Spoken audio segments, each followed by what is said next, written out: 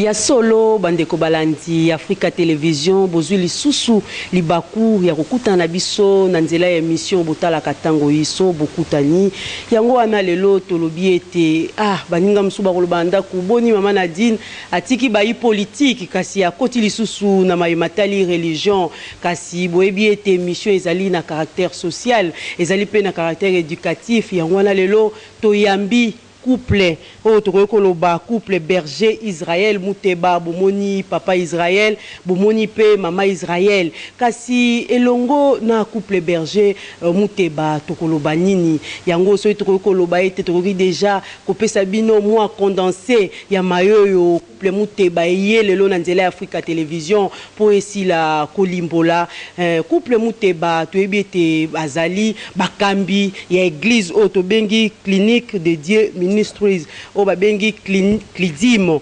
kasi elongo na Clidim couple Muteba ekubeta matali croisade ya munene o bazali ko organiser le 14 février pe couple Muteba kolobela lisusu convention oyo bazali ko organiser du 15 au 21 février kasi olenga na boto la bango maloba po na minito bazali penza na posa ya koloba po toyebi ete na février milulu ya minene ezali na kati ya Clidim yango tokopesa déjà mbote na couple toyambi lelo papa mama mbote na bino mbote mama Nadine. Mbote mama Nadine. Merci beaucoup. To sepeli vraiment koyamba bino na nzela ya Africa Television. Toyebi ete église ya muneno bino bozali ko kamba ezali kokokisa une année so tokoloba ministère bandeko balandi o bozwaka toujours libaku ya kolanda biso bo limbisa po balobi ezali ministère oyo papa na mama Muteba bazali kokamba ezali kokokisa une année kasi avant tokota pena na mozindo ya croisade tokoloba lelo ministère ezali na une année ya existence. Est-ce que mama to papa maloba na mboka bino tokozwa bilan est-ce que ministère bilan na yango ezali positif to ezali négatif? Na bazi eloko liboso na koloba ezali na nous rendre grâce et pas nzambe apesi biso pe malabomoy nzambe oyo atamboli na biso banda mokolo liboso oyo ministère oyo bandi sur son instruction na lingi na rendre grâce soki ye accompagner ki biso te toko koma mokolo lelo te et soki otali malamu okomona te malgré vents et marées aujourd'hui nous sommes à la veille. Il y a premier anniversaire et loko ya munene ya mutuya penze ko mona monoko la biso na liboso ezali koloba merci nzambo apesi biso pe na bomoy. Pendant une année nous avons vécu makambo bato mususu peut-être va vivre en 20 ans s'il faut parler du bilan. Pendant une année seulement oyo il y a existence parce qu'on n'a pas encore atteint même l'anniversaire, parce qu'anniversaire le 13 février de Tokokisa, une année. Mais au Kotala, kaka na année moko oyo bisoto bandi, tous allez déjà na ba noyau, na ba branche dans le monde entier. C'est-à-dire, tous allez déjà na Chine, na Ngwanzu, où nous avons envoyé des missionnaires, tous allez na ba salle, na ba résidence, kuna, où ils allaient accueillir ba missionnaires. Tozali na Canada, na Montréal, pe na Toronto, toza na États-Unis, na une année kaka, toza na noyau, na New York, na Kentucky, et puis na Ohio. Toza na Brésil, na Sao Paulo, toza na Suisse, na Neuchâtel, tozali na Grande-Bretagne, tous allés na Coventry, et puis na Paris, tous appelés na France, tous na Paris, na Bruxelles, tous appelés na Noyau, na Belgique, également na RDC, tous allés na Manzangungu, et puis na Idiofa. Ça veut dire que makambo nyoso za komona, ce qui est allé na makasi ya moto, to na maela moto, c'est impossible.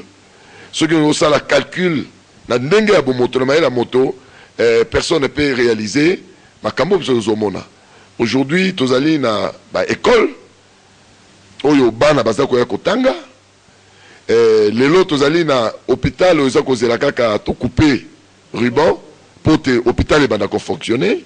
Et ce n'est pas un hôpital genre dispensaire, c'est un grand hôpital avec près de 20 appartements oyo et quoi accueillir ba malades.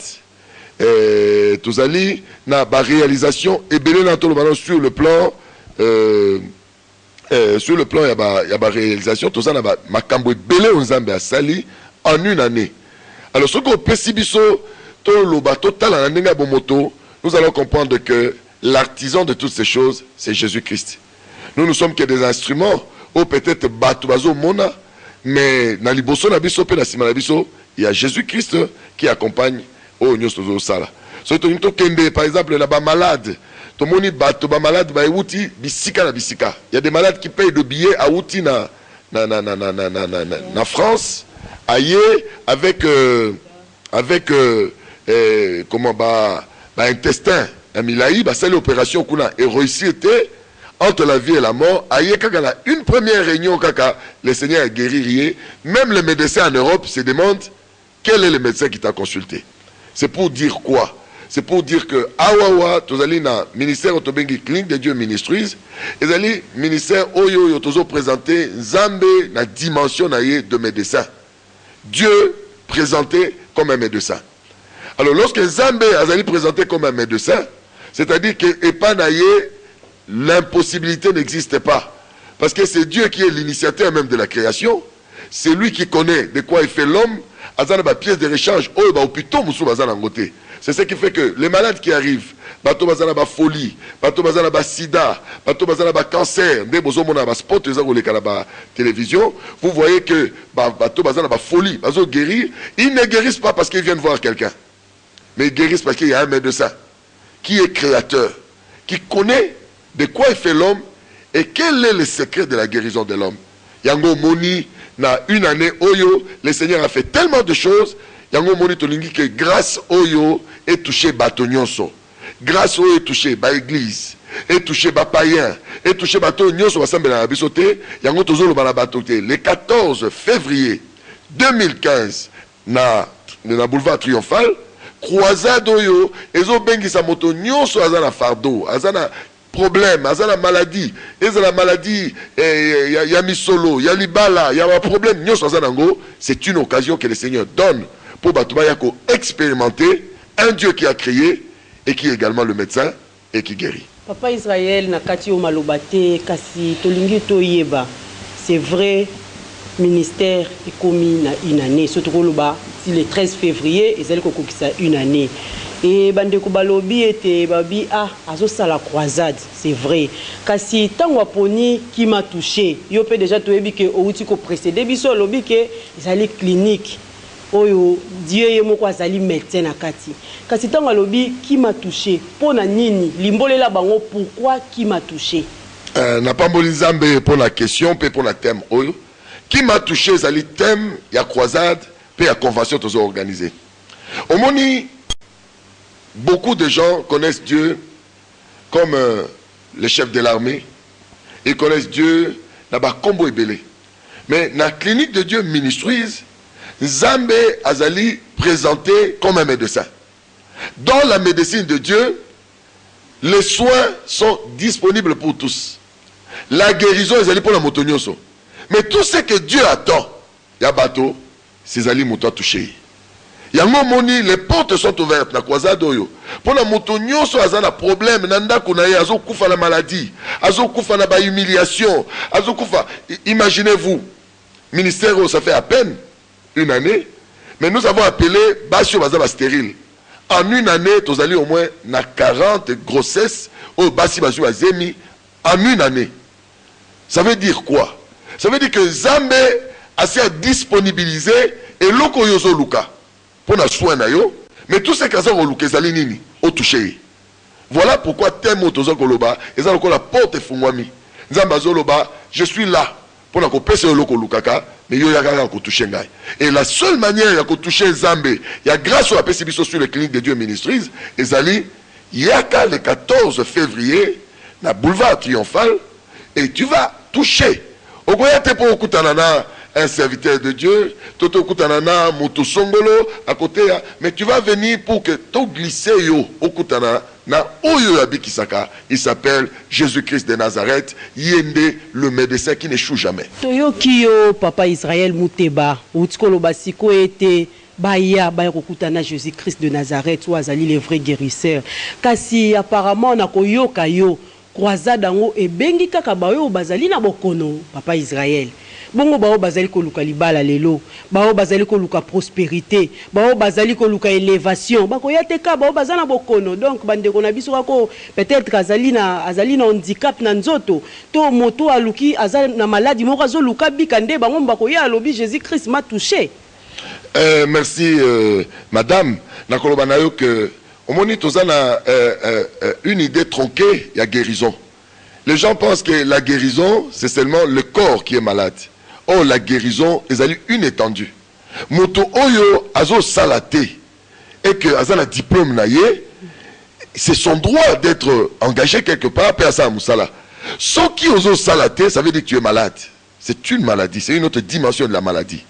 Yo comme il a 30 ans, 40 ans, 45 ans, obalité, c'est une forme de maladie. Ce qui, par exemple, au salaka mumbongo, au kenakoteka, et que mumbongo est yote, c'est aussi une forme de maladie. La maladie est liée à la côté. La maladie elle est sur le plan spirituel, dans l'âme, dans le corps, même dans l'environnement, dans le milieu yozofanda. Donc la maladie, bato ba monango kakate que ezali nzoto mutezo souffrir, mais maladie ezako s'étaler sur domaine nyo surtout ya vie à moto. Yango moni na croisade oyo. Nous avons besoin ya bato yo bazali ba chômeur banda ba botama bato ba teka ka bazo résultat te bato yo ceux qui a teki mbongo bungi na ndako et ça veut dire qu'il y a l'ennemi qui rend ça et ses finances malades et Jésus-Christ au azali le médecin réparateur. Il ne répare pas seulement la santé corporelle, mais il répare la santé nyon surtout. Et on a dit maman à Bakissa, après ça se réponse sur ce point. Merci beaucoup maman Nadine. Dans la question, tout le monde pour un bilan, ce qui est positif, tout est négatif. Il y a solo, c'est par la grâce de Dieu, tout le monde bilan. Il y a clinique de Dieu Ministries, et ça très très positif. Très très très positif pour Nanini. Sur le plan spirituel, sur le plan spirituel, tu as résultat. Tu as témoignage en cascade, tu as guérison en cascade, tu as misala en une année, tu as stérile en une année, tu as sidati kobika, cancéré kobika, fou kobika, bato baza misolote bakoye kotonga banda kute bakoye kopambwa mate to moni bato kotombwa ma to moni nzambe na ba dimension nyonso. Voilà pourquoi avec fierté tozolo ba été le bilan il y a clinique de Dieu Ministries ezali très positif. Voilà pourquoi tozo rendre grâce na nzambe pe yango toloba qui était grâce oyo comme on a toujours la petite toloba yango kuna na clinique de Dieu Ministries toli ko bomba ngo kaka pona biso mokote. Donc, si on a pour la clinique, il y a un grâce na balabala. Il y a un grâce na rue. Il y a un soyez na balabala pour nayo. Yes soyez na boulevard Triomphal pour nayo. Nzambe oyebi na casquette mususu. Les lois la ti tablier à kimonganga pour nayo. Alinga pesa oba soin. Soin oyo chômage mona naka. Qui c'est chômage ezalakate? Qui c'est célibé ezalakate? Kisi ya koluka libala ezalakate mais yeso alati casquette alati tablier kimunganga biso kuna to benga ke le médecin mokonzi na bakonzi monganga ya baminganga omona ba médecin mokili omona ba infirmier OK na ba poto OK na ba Inde ozui réponse te ozana ba rein kufio OK ba Afrique du Sud mais yaka le 14 février à expérimenter nzambe oyo tomoni ba rein bat kozonga tomoni sido ezan kisi kobiksama tomoni cancer kobiksama yaka le 14 février yo motozana ndako yo motozana biso na tango yo olobi menasi na suki ba résultat langa yango minganga balobi kisi ezate minganga balobi mikolo tikali mukepo nanga mais mikolo wana etikali pona yo yaka le 14 février de 14h à 20h yako expérimenter nzambe okozonga na témoignage okozonga lokolo ya kité yango tolobi qui m'a touché tolingi yesu tobengaka le médecin par excellence aloba nanya simbinga. Est-ce que ça yo mutozo talanga na tango? Est-ce que ça yo mutozo na de mission na tango? Tolingi yesu na loba nana simbinga okosima yesu no ndenge nini yaka na rendez-vous oyo osimba ye ozwa réponse otanga oza licencié otangi mais otikala kosala ta mokolo moko te otikala ko bénéficier na diplôme na yo te oza mwasi kitoko no ezosila kaka boye yesu wana aya kosoigner yo apesa yo kimia apesa yo pe eloko oluka autant d'années otambolo yengi croisade ezali pona clinique de Dieu kaka te yo moto sambelaka ozala catholique ozala kimbangiste ozala musulman ozala l'église de réveil ozala so une église songolo yesu abengi yo attendre yo main alobi ya ko simbanga pozonga na réponse na solution na yo et le Seigneur sera au rendez-vous. Ya solo mama Israël Muteba uti kobeta sete olobi na bandimi nyonso olobi na bandimi nyonso ke baya po baya ko répondre na rendez-vous et yesu akosimba bango. Mama Israël bazana ndako bazali kolanda biso basi balobi na ngonga oyo une année kaka. Est-ce que wana vraiment ezali appel ya nzambe une année kaka bango bamoni bakosimba batu nyonso lolenge balobi pe lisusu tolingi toyeba c'est vrai clinique ekokisi une année kasi tango bozali ko réunir batu nyonso bozali ko bengo bozali ko sala appel de façon que boya baya po bokuta na bango na croisade na siko ya triomphal siko bobongisi milulu na bino ya le 14 tolingi toyeba couple Israël pe na bondimi na bango bazali komona lolenge nini pona koyamba mokolo wana bandimi nyonso to ba païen ba religieux nyonso balingi ko répondre na appel ya nzambe le 14 février. Solo maman, merci pour la parole. Biso tozo croire. Biso tozali lokola ba infirmier to lobaka toza ba simple infirmier. Moto a soignaka oto bengiye monganga ba minganga le médecin de médecin. Yenda pesa biso prescription. Infirmier akoyaka ka beti tonga. Siko yenzambe wana Jésus-Christ abisi biso siko ebokele bosa la croisade. Tala prescription na pesibino. Nalingi pepe na ngai ba to sa rendez-vous o ba ya bino boko se présenter rien que le corps infirmier ngande na ko pesa dose ngande na ko loba pona kao azwa tongo midi soir pona kao akozwa ka dose unique le corps ba mususu ba yaka surtout na croisade na yaka ka akozwa dose unique otambola kate oza cloué oza na chaise roulante okozwa dose unique okotambola kotika chaise roulante oza na folie yaka. Le médecin de médecin a payé biso prescription. Biso to aka ba infirmier, to ko pesa ka dose ndenge ya komi, ndenge ya tali, ndenge ya sali constant na ye. Ya kaka le 14 février. Oza na folie, oza maladie mbasu, o PC, o cancer, o tuberculose, ya kaka le 14 yo ya kaka. Oza na besoin tena sala nini yo ya kaka respecter kaka le 14. Présente-toi kaka.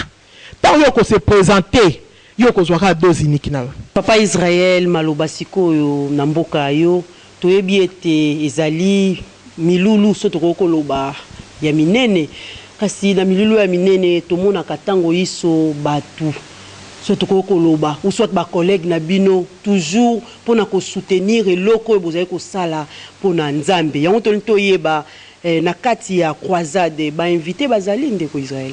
Bon, na croisade to sali yango ezali kaka mo kolomoko. Omoni to bengi croisade o ezali croisade miracle, Mega First. Mega First est une fête ya munene. Vous savez, Dieu dans sa médecine alingi moto nyonso kotana dans une grande fête. Place na yo ezali na maladie te, na hôpital te, na kolela te, na kokelela te. Place no ezali na kati ya grande fête on zabani ko sala pona yo, vi na yo ezala vie esengo. Et na kati ya vie wana esengeli ko toucher nzambe po te okota la restauration na yo. Yango mona fête oyo to sali yango tolobi croisade des mokolo moko sur le boulevard Triomphal, ezali le 14 février 2015 à partir de midi à 20h. Donc de midi à 20h, motonio soit un problème na ye amema yango na croisade oyo. Et à partir du 15 au 21, on a une très grande convention. Alors, première convention pour la Nini. Parce que, expérience autour en Boula Moko, nous avons besoin que tout toucher pe bassin l'ensemble horizon musu les abisoté. C'est-à-dire baouti étranger, il y a plusieurs serviteurs de Dieu baouti aux États-Unis qui vont arriver, baouti na Nigeria, baouti na Ghana, baouti na Afrique du Sud, ils vont arriver ici, va s'associer à biso, bango peut appeler sa biso expérience, il y a un ministère na bango. Comment ils ont rencontré Jésus, comment ils ont marché, qu'est-ce que Jésus leur a apporté, na ba moula ya ministère na bango. Biso dans la première année, nous disons ce que Dieu a fait au travers croisade de ton petit grâce et pas à bateau, mais tu vas inviter bateau nyoso. Ba ya paix, ba ko se connecter dans une multitude de grâces et où tu n'as pas quoi différent à Mokili, ba serviteur de Dieu a mis néné. Oh ba zali ba grand serviteur de Dieu. Parmi les serviteurs de Dieu, tu as un grand serviteur de Dieu à Outi Nakati école ya pasteur Idaosa. Vous comprenez? C'est-à-dire que ce sont des gens qui viennent avec une expérience. Il y a un ministère Nabango, on te dit pesa. Dans l'occasion, il y a premier anniversaire d'Abisso, dans le peuple de Dieu, va qu'on bénéficier de l'expérience de Baninga Moussous. Il y a solo Milulumine Nezali le 14 février na kati ya clinique oyo ekambami epai ya berger Israël pe ya mama na biso Israël Muteba kasi toyebi ete ministère ezali na cellule munene ya communication yango tonto yeba na munoko ya yo moko berger Israël est-ce que clinique ba stratégie nini ya communication esali po ete etombola milulu wana po ba msusu tokoko loba ete msusu ba bobongisi ba t-shirt msusu boko sala ba carnaval msusu boko kende de maison à maison pour na ko prêcher parole de Dieu yango wana tonto yeba lo lenge nini clinique ezali ko bongisa ba stratégie nini ya communication bozui pour na ko tombola milulu na web c'est le komoko biso na clinique de Dieu nous ne parlons pas de stratégie parce que nous sommes dépendants du Saint-Esprit. Au Moni, nous avons fait une année durant, on ne passe pas à la télévision. Mais maintenant, le Saint-Esprit nous dit, tout passé dans l'émission, et c'est pour que les gens nous découvrent. Question d'Anga qui m'a autour de la biso ezali, autour de la biso peut-être, quelle est l'expérience que nous avons avec le Dieu au Batoya au Koutanaye, tout Koutanaye sur Nengenini, au Bobetele Tolo, à Salé Binonini, vous bien Nengenini, pour que vous présentez pas à Batou. Mais pour dire sur la stratégie, nous marchons selon l'impulsion du Saint-Esprit. Ce qui a fondé les porte, nous saisissons cette porte et nous exploitons richesse nous faisons à la porte. Voilà. Mais nous n'avons pas une stratégie pour dire lobby ton sale t-shirt et lobby ton sale boyer. Non. C'est au jour le jour, c'est le Saint-Esprit qui prend le contrôle. La preuve en est que le ministère est un grand ministère. Mais on n'est pas passé à la télévision, soit qu'on passe à matin à la télévision, soit qu'on passe à l'émission pour que le Saint-Esprit continue à toucher les gens en sa manière, puis déborder et belé koleka. Donc c'est pour dire quoi? C'est pour dire biso total la mongongo. Il y a mon mosato, nengaza ko conduire biso, il y a mon nimte opesa impulsion na croisade. Et na mwango nga moke to ko zwa o etangami pena programme lo lenge milieu ko bandati ko sila banani ba aux orateurs. Bon, les orateurs na ko pousser mingi bato balanda ba spot na biso zo le la télévision, vous allez découvrir que tozali na ba pasteur ya minene pour les gens qui voyagent dans le monde, va découvrir que les pasteurs qui arrivent, baza ba pasteur ya minene, baza ba bitonga ya minene. Et ce sont des gens que Dieu utilise puissamment dans la croisade dans le monde entier. Donc, tous allez dans lobby, tous allez pasteurs qui viennent des États-Unis, tous allez pasteurs au Nigeria, au Ghana, au en Afrique du Sud. Et vous allez voir que la plupart, tous la surprise, Moko, au Londres, parce que Azali partagé dans la festivité, dans l'invitation, il va se fixer d'ici là. Et on peut avoir encore un autre pasteur à Londres pour s'associer à un pasteur à Bango. Donc c'est pour dire quoi? C'est pour dire que tous ces programmes, c'est Dieu qui en est l'initiateur. Ce qu'on t'a dit malamu, au moment où il y a la main de Dieu derrière ces programmes. Et nous saluons la présence de Dieu qui accompagne ces programmes. Bandeko Balanzi, naebi ete bino batu bozui libaku ya Rolanda biso na kati ya télévision, lelo toyambi couple berger oyo ya papa Israël na mama Israël Israël kasi tozali kokoba na bango na kati ya masolo na biso ya bokutanyo esangisaka biso na bino tolobaka tango iso ezali pont totiaka entre biso na bino po bo comprendre mai mazali koleka na mboka na biso kasi yango lelo toyeko beta masolo ya croisade ya le 14 février oyo kosalama na triomphal oyo bandeko na biso couple Berger Muteba bazali ko organiser kasi totuna bango bango mo basi baleli motuna yango totuna bango eloko nini yango esimbi bango pona sina zonga kinabi inane yango malobane ezaki na mboka ya mama nalobi eske ezali appel ya nzambe nini yango bino bozo betela tolo tango nyoso inane pe bozali ko organiser croisade na tunaki kutu mama nalobi eske esimba mi epa ya nzambe appel yango bozu yango wapi Mama Nadine soki eloko ezalaki esimba maki na maboko ya moto mbelesi ekwei c'est-à-dire fondement to moboko nde baloba na lingala ya ministère oyo eza le créateur c'est Jésus-Christ le Seigneur des Seigneurs tolobi nalobaki yango ne bandeli na kati ya ministère o particularité na biso moni batu na batu baza na vision ndenge nzambe apesi bango ndenge ni bakuta na nzambe biso tokuta na nzambe to expérimenter médecine ya nzambe. Il s'est présenté par Nabiso comme le Dieu qui guérit, comme le médecin.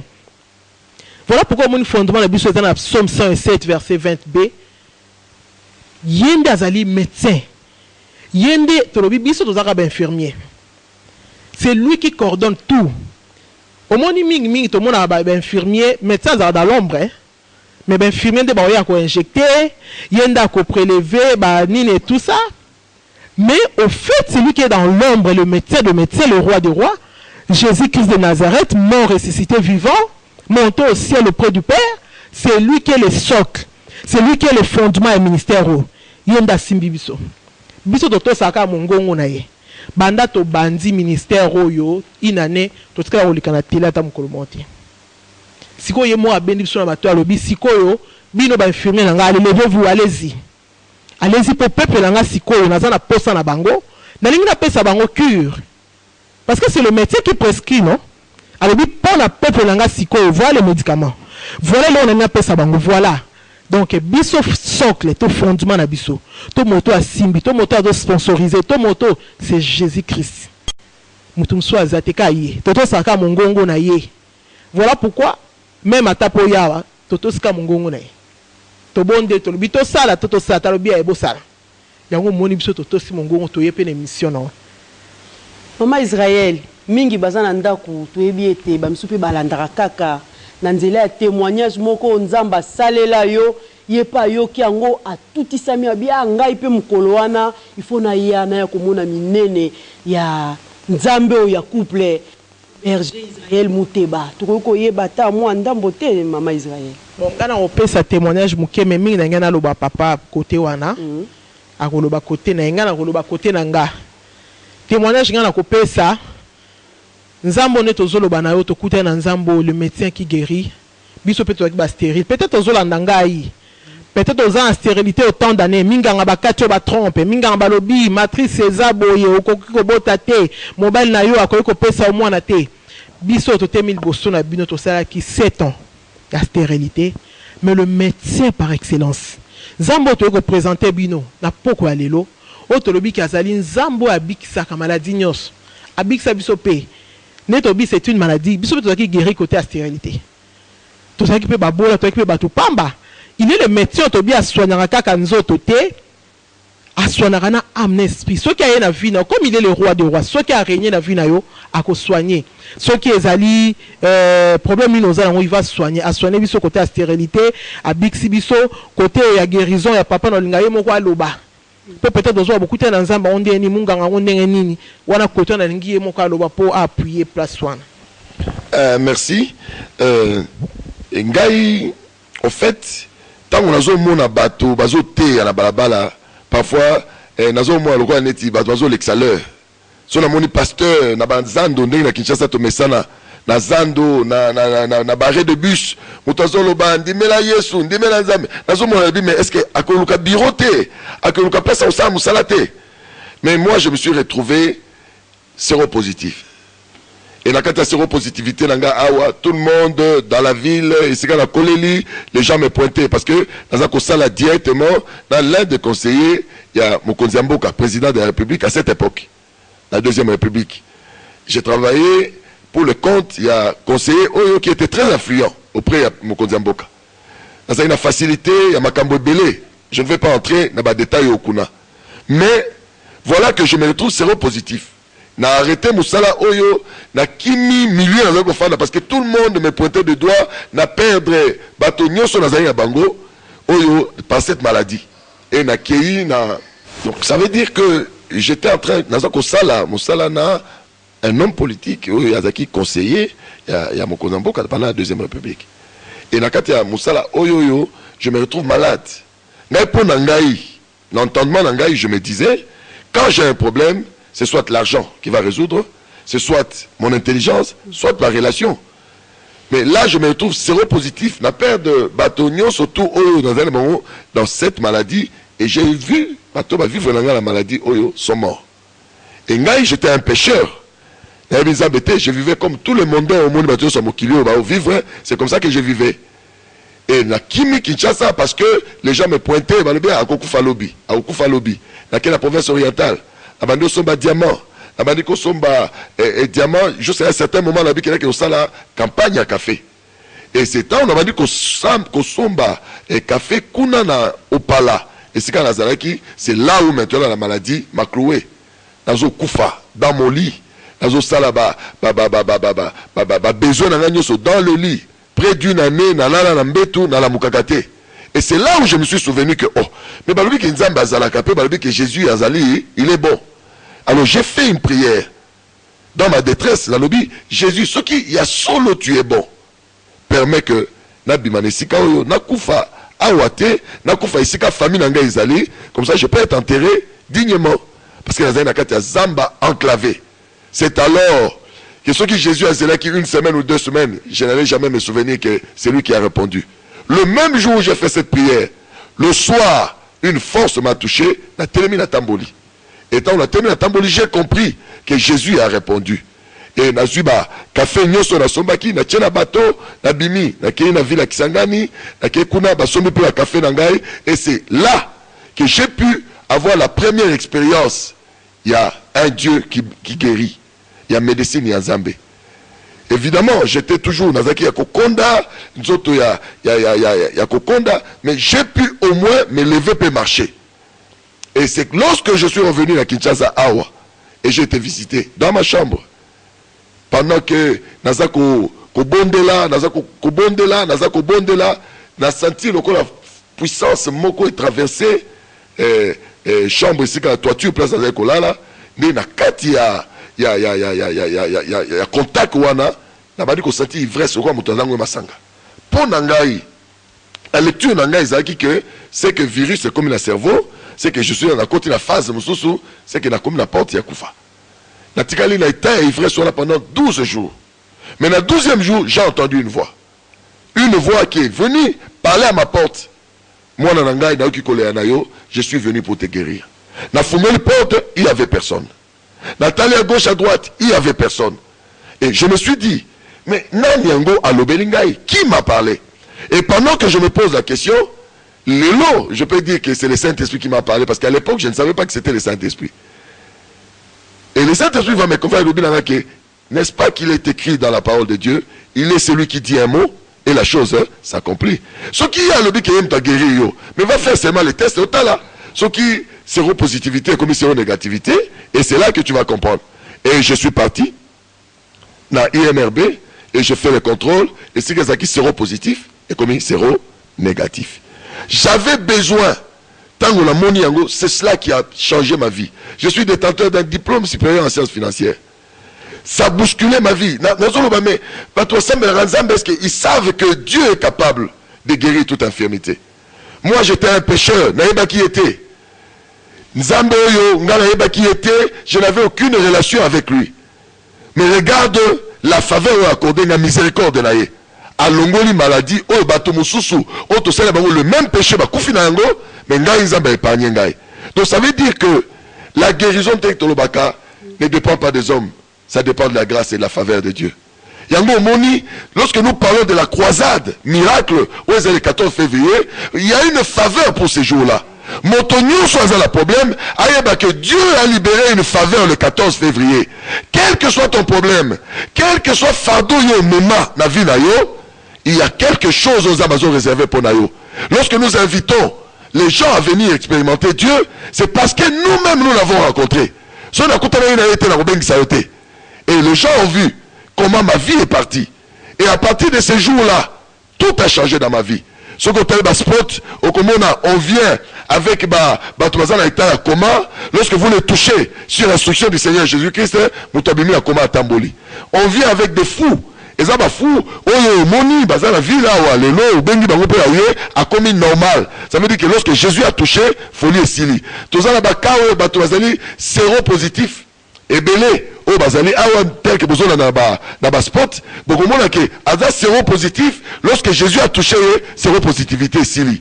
Ou au monde a battu, il y a un modèle, battu cancer, battu myome fait le boumou pendant 10 ans. Rien que par la prière, myome et parce qu'il y a botti en gros la moana. Et ça, image, ceux qui émission mieux illustré, on peut vous donner ces images. Vous allez voir que les gens, ils vont voir ce que Dieu fait. C'est-à-dire que lorsque nous vous invitons, ce n'est pas un plaisir. Nous vous invitons parce qu'il y a une faveur que Dieu a libérée. Faveur aux Ezali, le 14 février 2015, Ezali samedi, sur Boulevard Triomphal. Yo motoza na problème. Totoza na ndekona za na problème. Oh yo kingaité. Landaye. Maintenant il est 14. Famille Mobimba. Yo motoza ba dossier ba signakate kangama. Yo motoza li na ba diplôme ezoka musalate. Je t'invite.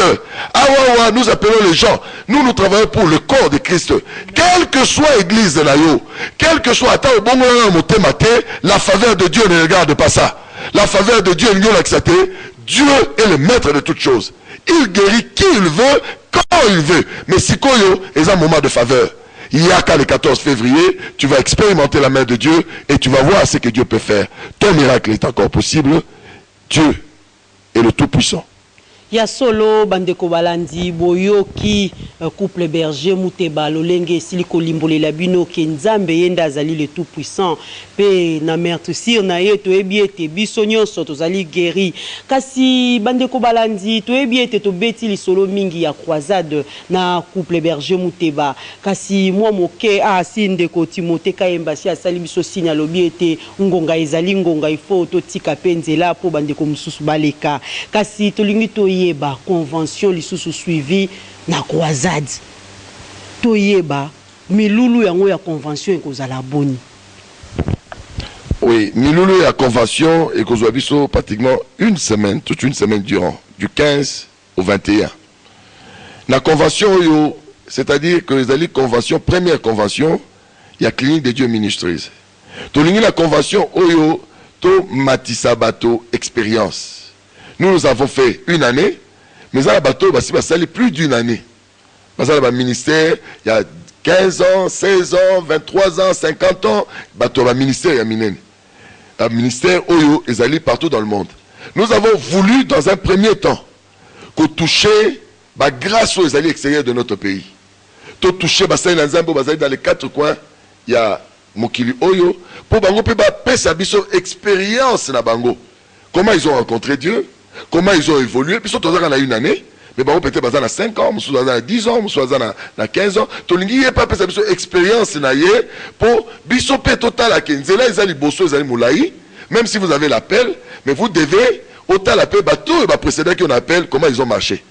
Et expérience na bango, il y a un monde tolingi, grâce na bango, ils allaient dispenser dans le peuple na biso, oyo bakoya, na festivité oyo ya convention. Et tu connais lieu ya convention?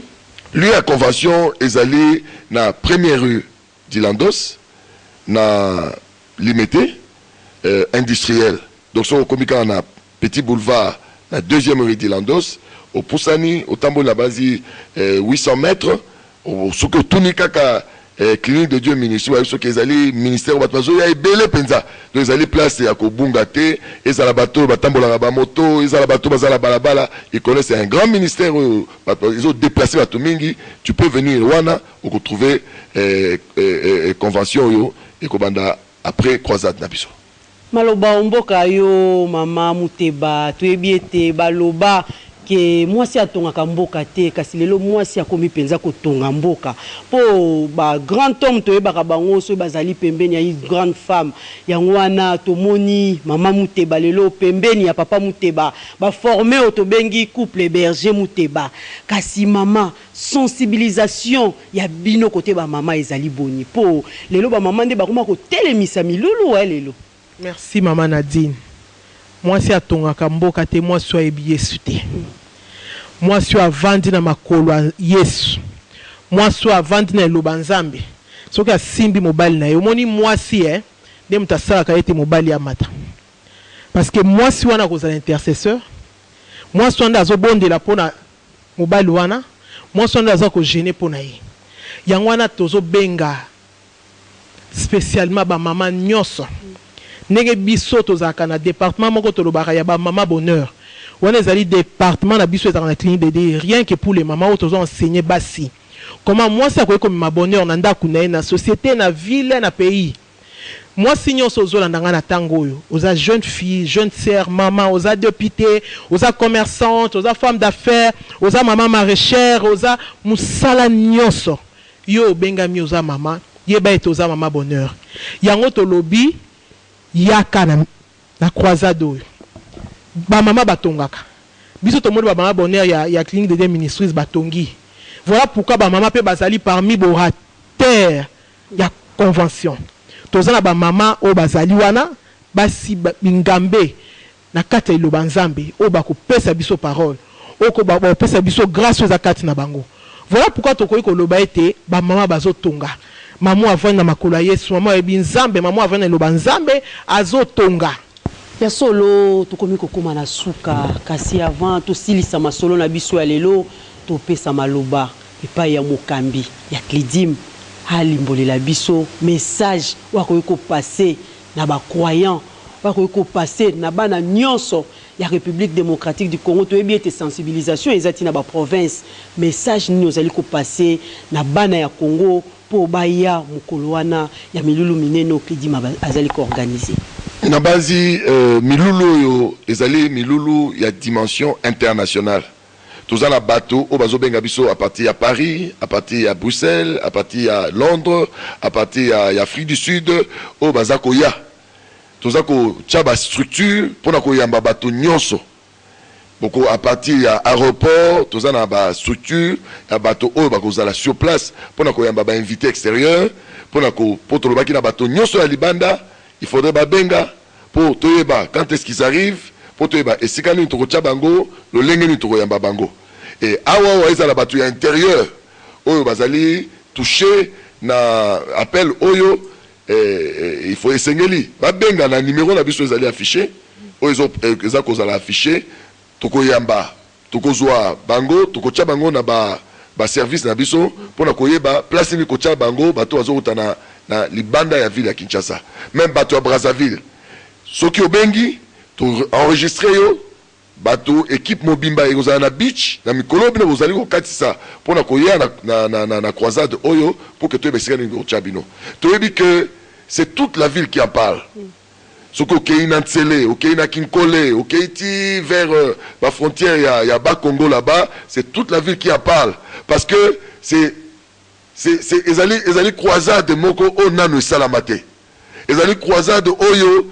le Seigneur se présente comme un médecin alobite j'ai envoyé non yemoko azo ya lokola un médecin ça veut dire que yomoto ozali nano peut-être ofandi ozana information te l'information te parvient maintenant Salamakasi le 14 à partir ya midi ti na 20h Salamakasi oya penza na midi pour que même à Tabanda Tongo, aux adhérents à Tongo, parce que aux ba place sur la Liboso. Au moins, bateau va comme à Liboso, bah, aura grâce. Au commun le messager, au commun bateau, bazali na pembeni. Alors sala makasi ozala parmi les premiers pour tous la place nayebi ke ba place ezali ya kowelela yango naza ko inviter yo sala makasi ozala à l'heure ozwa déjà place na yo parce que c'est un jour de miracle à Jésus-Christ yonde motoko expérimenter yango pe yonde motoko tatola ye lobby après croisade oyo. Voilà ce que je peux dire. Que Seigneur vous bénisse. Qu'il vous bénisse aussi. Matondi mingi na couple berger Muteba na ndenge bandimi invitation na biso alelo pona koya vraiment ko limbolela mayo ezali croisade milulu ya mineno toko koloba nteko ya munene bazali ko organiser vraiment le 14 février et toyebi ete bandeko balandi bo simbami na message au couple berger Mutebe bisi bino po elobi ete mokolo wana Seigneur azali ko se présenter comme un médecin yo tiete mbovai na ndaku yo moni ete makamba lobi et convaincre yo te babengi yo balobi mokolo wana yaka nzambo ya bango akosimba yo parce que balobi ete maimanso makoleka kitoko pe bao baye na maladie bakobika bao baye na ba problème nzambe akosimba ba problème na bango po boyoki teme lobi qui m'a touché pe batie point d'interrogation na suka po balobi ete yaka okozwa biyano na yo po nzamba za nzambo basara na ba jeté azali nzambe wa solo couple Muteba oyo azali kosalela yango wana penza bandeko balandi to sepeli mingi na ndenge bolandi biso pena na etando mokeo ya nzela ya Africa Télévision matondi mingi na banda kubisika biso bozwami pe tokutana na bino na mikolo mizali koya pe na invité mususu vraiment couple Muteba encore une fois de plus matondi mingi. Kasi tokoyo kosilisa émission na biso ya lelote sans pour autant tosenga matondi lisusu na bandeko nyonso oyo bazalaki na sima ya ba caméra yango to bandina nous na réalisateur na biso Timothée Kaembe pe toke na bandeko nyonso bazalaki na sima ya caméra basungi biso po émission bozali kolanda na banda ko eleka kitoko to sengi matondi mingi na ndeko na biso Jean-Paul Mwanza Hugues Langa Tony Ayembe Shikombuyi Grâce Mukwele pe Eli Makese kasi toyebi ete toye na famille couple Muteba epesi bino ba témoignage pe to moni bana yango wana to sengi pe matondi mingi na bano ya couple Muteba tozali ko penser na Isaac Muteba pe na Elizabeth Muteba vraiment bandeko balandi matondi mingi bisika biso bozwami.